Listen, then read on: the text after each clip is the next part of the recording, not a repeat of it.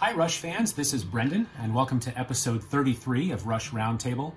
Whether it's autographs and vinyl records or concert merch like t-shirts and tour books, memorabilia is a fun way for a lot of us to connect with the music and the band. On this episode, we'll share some of the cool Rush stuff that has found its way into our hands over the years. If you have an interesting piece of memorabilia that you'd like to share, please feel free to send us a direct message. Thanks, and enjoy the episode.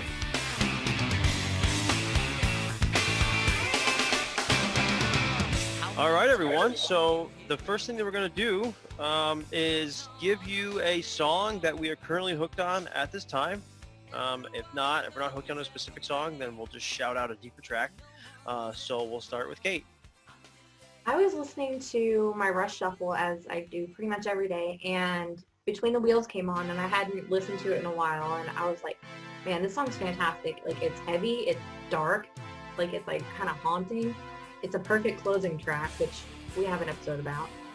So yeah, shout out to that. Awesome. Brendan? So lately I've been listening a lot to A Farewell to Kings, the song as well as the album. But if you dive into the lyrics of A Farewell to Kings, it's kind of prophetic. It reminds me of the world we're living in today, and it not only shows Neil's kind of genius as a prophet, but also it shows how history repeats itself, because of course these same themes were happening 40 years ago as well. 100% agree. Matt?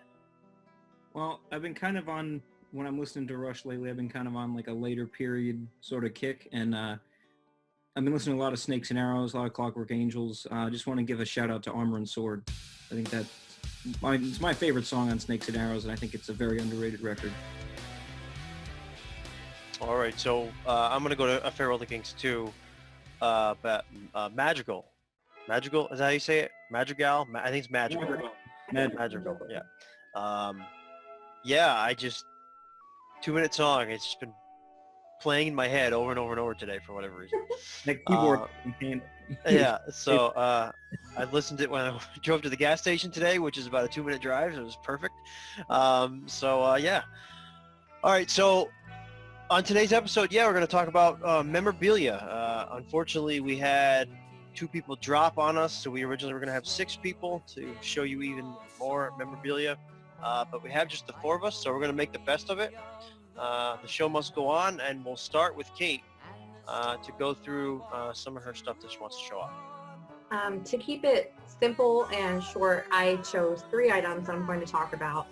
My favorite that I'll go with first is my Rush poster, and it's from 1980. It's about 5 feet tall. I got it on eBay in 2006 and got a frame big enough to fit it so that it's always protected, and it's lasted this long, and it's one of my favorite things I have in my house. I have it right there when you first walk in. It's like the first thing you see, and I just love it. They're wearing makeup in some of the pictures, so that's kind of weird, but it is what it is. But it's an awesome poster. I just love it so much. Like, if my house was on fire, God forbid, that would be one of the things I would grab, along with my cat and maybe my husband. in that order? I said that on purpose. So yeah, I love that poster. Second, I will talk about my bobbleheads, which I bought on the Rush website in about 2006 or 7, and it's kind of yellowing, so it's kind of hard to get a good look at them, but we'll insert a better picture, obviously. So those aren't rare or anything, but they're just fun to have. And then third is a friend gave this to me for Christmas in either 2006 or 2007, and it's a Tom Sawyer 45, and it's signed by Getty. Now, I don't know if it's authentic or not, but comparing it to his signature back in that time period, it does look very similar, and I'm probably going to get authenticated to find out for sure. But it's still really cool. It was a thoughtful gift, so I love it. That's it. So that Geddy Lee bobblehead made a appearance in Getty's Ice Bucket Challenge a few years ago. So that bobblehead is famous. But yeah, that poster, It's a nice poster. I I like love it. it. Yeah, it's really awesome. And hopefully that 45 comes back Mhm. authentic for sure. So I'm gonna go next. I have quite a few things. There's not very many things that have any kind of storage behind them or anything like that. But the first is my license plate frame that says in the moving pictures font, my other car is a red Barchetta that I had custom made. I actually made the graphics for it and had it custom made. Um, shoot us a direct message if you want the images. I'm not trying to make any money off of it. If you guys want it, I'll send it to you. Anyone watching this video?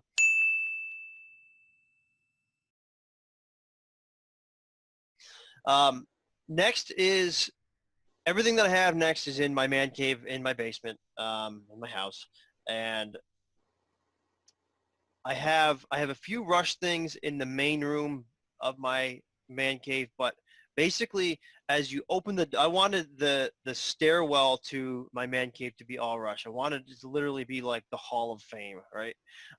So as soon as you open the door, you're led into just a whole lot of like Rushness that I'm going to show. But before I get into that, in the main room, just because I didn't have enough space to fit everything, I have a few tour posters that are, some of them are old, some of them are more recent.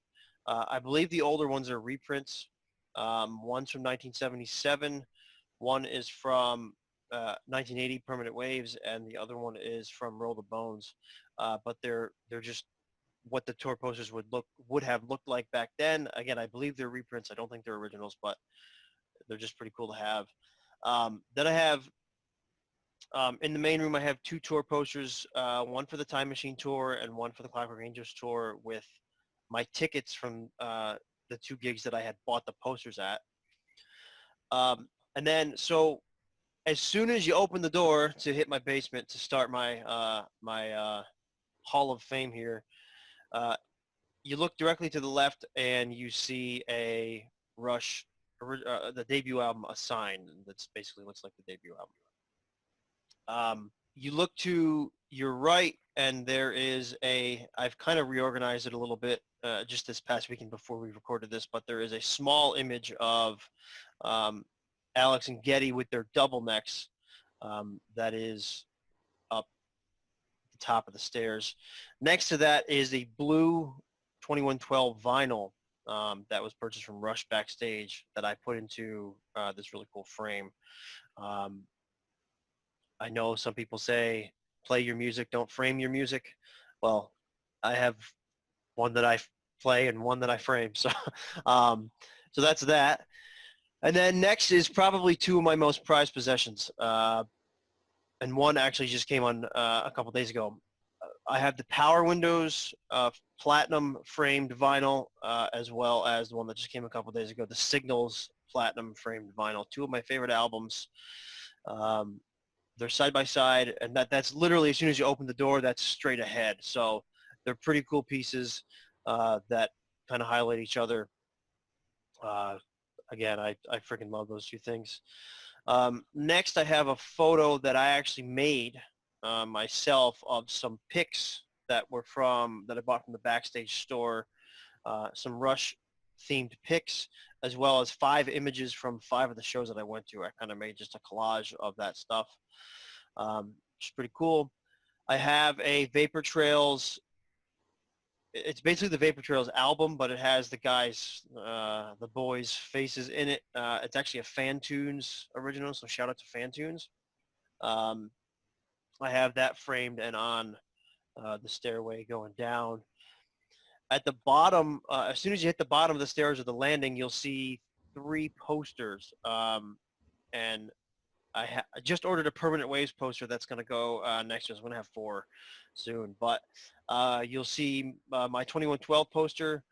My other tour poster that I bought from a show that I actually was at was Time Machine Tour 2010 that just happened to fit because it's vertical with the ticket from that gig. That was my first Rush show ever, so that's one of my other prized possessions. And then just another Rush poster that looks very similar to the the On the Lighted Stage DVD cover. Next, at the base of the stairs, I have 3 tour books that are framed, 2 of which were from gigs that I actually attended, Clockwork Angels and R40. And then Power Windows being my favorite album, I had to buy the Power Windows tour book on Rush Backstage. And then I have what I call like kind of the vinyl wall. I framed my vinyls, not in any particular order, just mainly the higher up the wall they are, the more I like the album. So I own all the albums on vinyl. I framed, I believe, 17 of 19 of them because of space. So I excluded Caress of Steel and the debut album. Everything else is on the wall, including a piece of, it's like art type drawing photo that I have that's in the middle of the wall there. I got that many, many years ago. And then a gift that my aunt and uncle had gotten for me for Christmas a couple of years ago. It shows the 3 members of the band along with all their albums, compilation albums, live albums, and so on and so forth, on the same vinyl wall. So that's pretty cool. That's in the hallway as you hit the bottom of the stairs, the hallway that enters the main room of my man cave. And then I have this, which is, and we'll show a better picture in the video, but basically the story behind this is my wife, when we had gotten engaged, and of course she's planning the wedding, she reached out to the band. She had asked the band if they would do any kind of video or shout out for me to be played the day of the wedding. Reach out to band management. They basically said, hey, the band doesn't do that, but we'll send you a few things. So the band wrote me this. It says, compliments of Rush. Ryan, thank you for your appreciation of Rush's music. And they sent me a moving pictures pin to go with it that I have included on the photo, that I've glued onto the photo. And so that, I don't know who wrote it. I don't know who hand wrote it, but I would imagine it was probably band management or something like that. But that's one of my coolest things that I have because of the thoughtfulness behind it. She had mentioned that, I created a Rush fan page and all this other stuff. Basically said that I'm obsessed, and they wrote back. So I've heard a lot of stories about Rush doing that or writing back to people for things like that. And then the last thing, not really memorabilia, it's something that I made myself. I had found a owl that you use to like scare birds away. I had found it in my grandmother's garage, and I immediately saw it and grabbed it before she even knew. And I said, that would be perfect if that was painted teal, like the Fly By Night album. And now this, I spray painted it myself and all that. And now it sits in the corner. It's on display in my man cave. So I really do enjoy that. So yeah, with that being said, that's really my Rush collection, or my Rush memorabilia. So I'll turn it over to Matt. All right, cool. So I really don't have much in the way of Rush memorabilia personally. In fact, everything I'm showing belonged to my dad. Unfortunately, my dad passed away just over a month ago. I know he would have loved to have been on this episode to talk about this stuff himself because he knows all the stories firsthand, but I kind of got all the stories because he would tell me repeatedly about all these items. And basically, it's just a lot of stuff from tours that he saw. And then there's a few other cool things in there, like a signed copy of Getty's book. But basically, I tried to organize this as best I could because my dad he started with the Grace Under Pressure tour, and he moved on through every tour except for Power Windows. He couldn't go to Power Windows because my grandma wouldn't let him, and he still held that against her. That was one of his favorite records. So we do have every tour book except for some reason, Roll the Bones and R30. I just couldn't find them where they were packed up. Maybe he didn't buy he used to always buy tour book. I remember I have a distinct memory of us at the Prudential Center for Clockwork Angels, and he just descends into this crowd of people because he had to go get his tour book. And we were just standing on the escalator watching him like disappear. He's like, I'll see you at the seats. I'm going to get my tour book. I was probably one of the people that he pushed through because I was there getting my tour book too. Yeah, probably. The same venues, yeah. Yeah. So anyway, for some reason, I guess I didn't put a picture of the Grace Under Pressure tour book in here, but we'll put that up. That was his first concert ever. Forget about first Rush concert, was the Grace Under Pressure tour. And then, like I said, we skipped Power Windows, we had Hold Your Fire. You have his shirt, the tour book, and the original ticket that he saved all his tickets, at least for the most part. So he has them all actually in this little binder. So I just went in and scooped out the Rush ones that corresponded with the stuff that he had. One of the things that caught me by surprise was looking at the fact that the ticket was $17.50 at 1987 to see Rush. That's just crazy. And that Hold Your Fire shirt is the same shirt that he wore every time he saw Rush after that. And it got cooler and cooler as he went on because it's like, we're sitting here for, Clockwork Angels, and there's this guy wearing a Hold Your Fire, like an original Hold Your Fire shirt. So he thought he was cool for that. Moving on, Presto. Same thing with the ticket. And then, like I said, for some reason, no Roll the Bones, but we got Counterparts at MSG. Again, the tour book and the ticket. And then this one, I'm going to tell a brief story about the Test for Echo one, which, it has kind of a crazy story behind it because that was the opening night of that tour in Albany. And it's just kind of some distance away from my house. And he was like, it's the only one they're playing on this leg that's around here. He's like, I'm just not going to go. It is what it is. He's like, I don't really love the album anyway. So he was kind of like, okay. And my mother actually was like, no, we have the tickets. Let's go. Enough. So they went, and that actually ended up being the first time anybody heard 2112 played from beginning to end. All of the parts. I think I'm blanking 7 parts. I think there's 7 parts. All 7 parts of 2112 from beginning to end. And so, he wouldn't have known because that was the opening night. Nobody knew what anybody, and he told me, he said it's like, oh, they started with 20. He's like, oh, okay, that's kind of cool. He does remember, he's like, when they started playing Overture, he's like, it's a little early for them to start in with 2112. He's like, all right, whatever. And then he said once the Temples part was over, he said the whole big screen was just a giant waterfall. And he was like, holy crap. He's like, no way. And they just came out. They did the whole thing. And then he turned to my mother and he's like, all right, now I can live the rest of my life happy. He's like, that was just absolutely amazing. And then, so like I said, moving through, we have the Vapor Trails. Now this is where he started buying his tickets online. So we don't necessarily have the tickets anymore. Vapor Trails, Snakes and Arrows. He got a tour book on each leg for Snakes and Arrows, which is a little bit of a psycho move.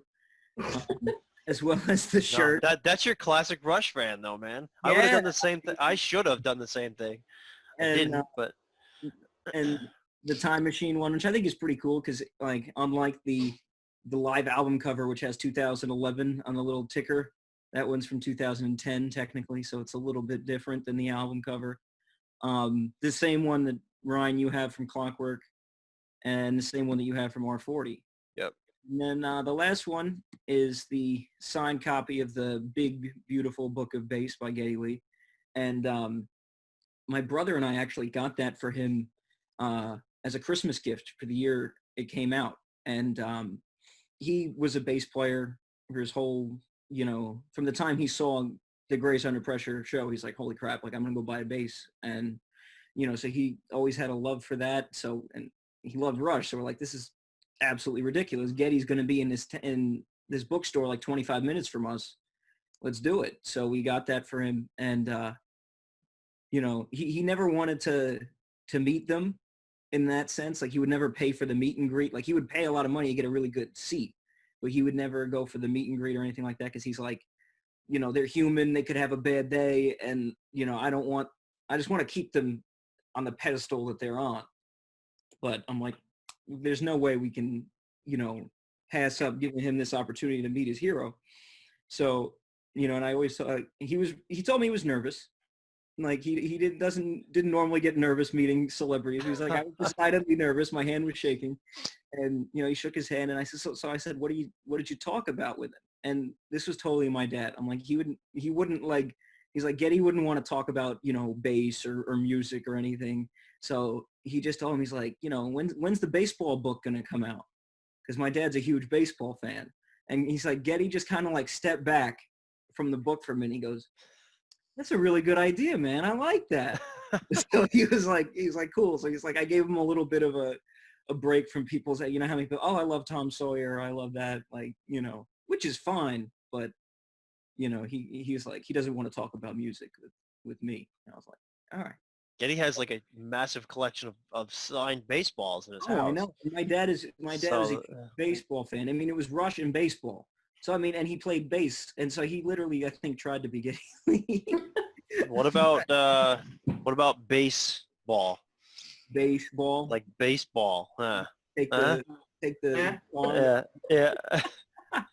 But no, yeah, and I just and he did the same thing. He met all these people. He met Michael Jordan, and he's talking about cigars. I mean, he just wanted to, relate to them on more of a human level, I guess, rather than just obsessing over famous people when he did get the chance to meet them. So anyway, that's basically my dad's collection. So I know, like I said, I know he told me once, like when I first told him that I was getting involved with you guys, he's like, people still care about Rush. He's like, people who are younger than me. He's like, that's amazing. He's like, that makes me feel good that there's a different generation sort of taking up the mantle as being psycho Rush fans like he was.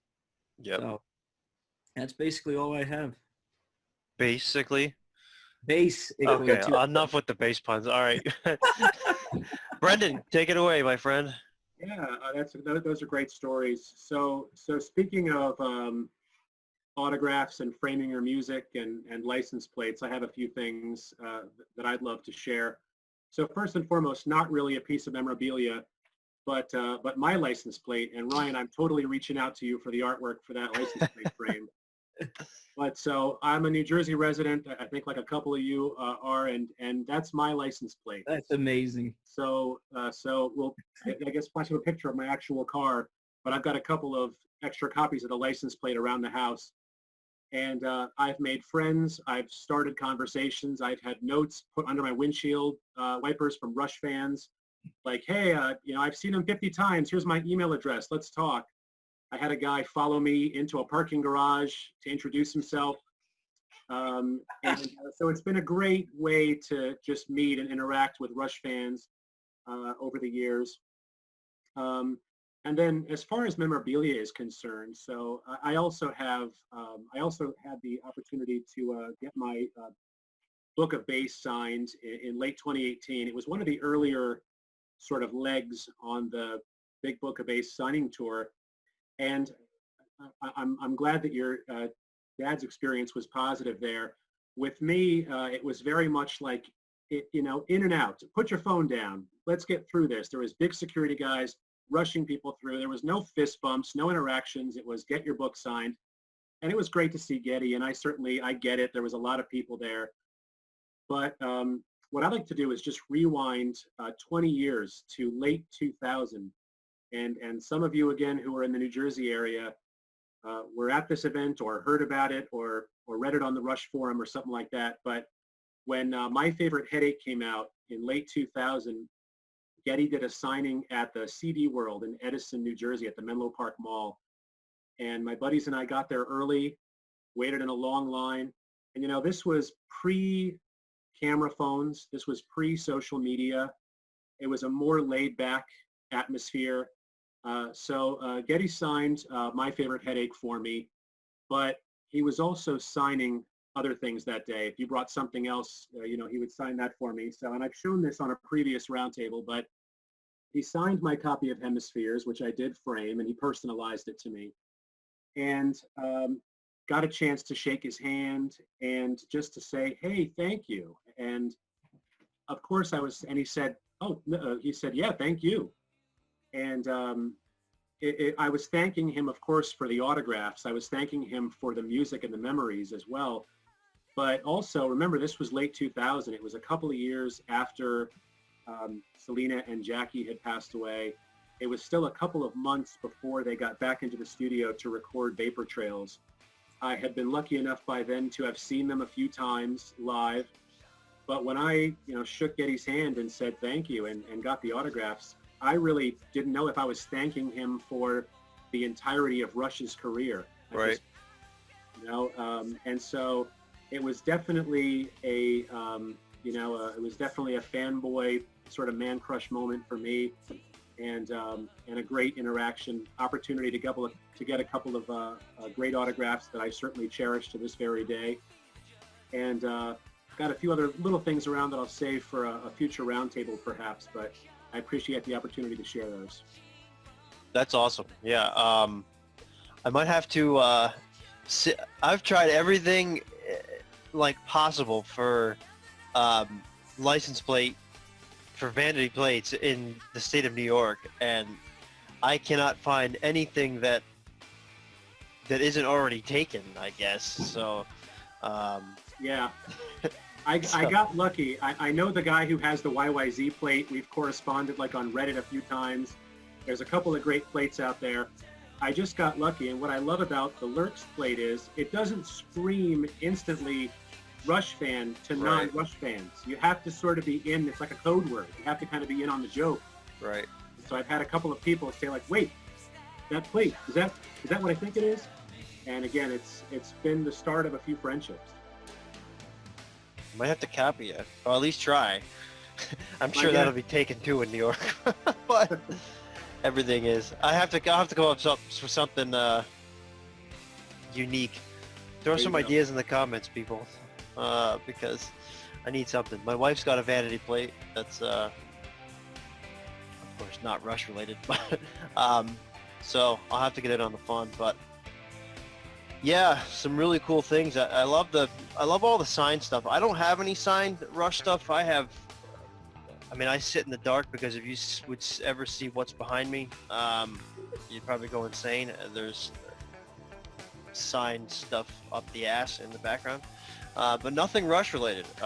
So I'm very into like ensuring that it is authentic, or like when I purchase something myself. So I'm really trying to find something that I can add to the collection that's signed, or drumhead by all three, and I'll shell out the cash too for it if I can find something that's actually, legit and frameable someplace in my man cave. But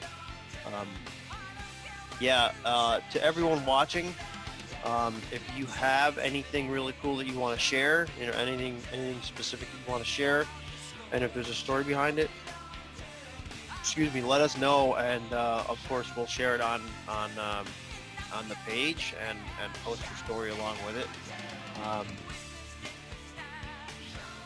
Anything else anybody want to add? Want to show? Anything else? Thanks for having us. Awesome. Yeah, thanks for coming on. Thank you all for watching, and we'll see you on the next episode. Take care, everyone.